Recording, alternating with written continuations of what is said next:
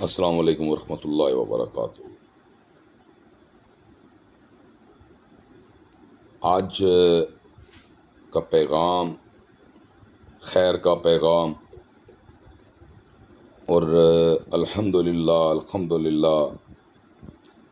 جتنی بھی ضمانتیں منظور ہوئی ہیں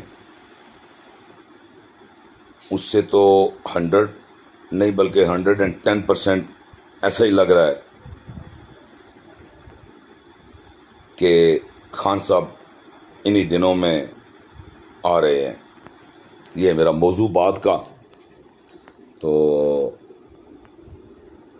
دعا کریں سونا پروردگار اپنے حبیب حضرت محمد مصطفیٰ صلی اللہ علیہ وآلہ وسلم کے صدقے ہمارے ملک میں امن لائے،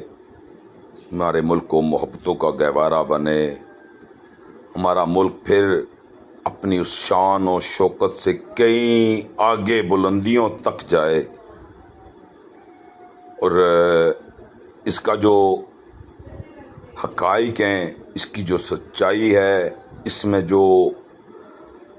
چھوٹا سا ایک پیغام ہے وہ یہی ہے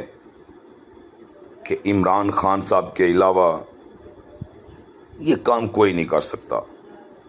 یہ عالمی طاقتوں کو بھی پتہ ہے، یہ ہماری جو حکومت ہے اس کو بھی پتہ ہے، جو ہماری اسٹیبلشمنٹ ہے اس کو بھی پتہ ہے، اور جتنے بھی وہ لوگ جو تجزیہ نگار ہیں، رائٹر ہیں، اللہ نے بڑے بڑے لوگوں کو دماغ دیے ہیں، اللہ نے بڑے اپنے علم کے دروازے کھولے ہیں، کیونکہ منصب ضروری نہیں کہ وہ حکومت ہو، اس کا تخت ہو، وہ جب چاہتا ہے تو فقیروں کے قدموں میں بادشاہوں کو بٹھا دیتا ہے، جو 1 منٹ میں بادشاہ سے غلام اور غلام سے بادشاہ بنا دیتا ہے۔ یہ سارے فیصلے اس پاک پروردگار کے ہیں، اور یہ اسی رب کا چلایا ہوا نظام ہے، جس نظام کو میں اور آپ آج فالو کر رہے ہیں، اسے دیکھ رہے ہیں، اس کے متعلق رائے قائم کر رہے ہیں کہ حقائق کیا ہیں، جھوٹ کیا ہے، سچائی کیا ہے۔ لیکن کیا ہم نے سچائی کو اپنایا؟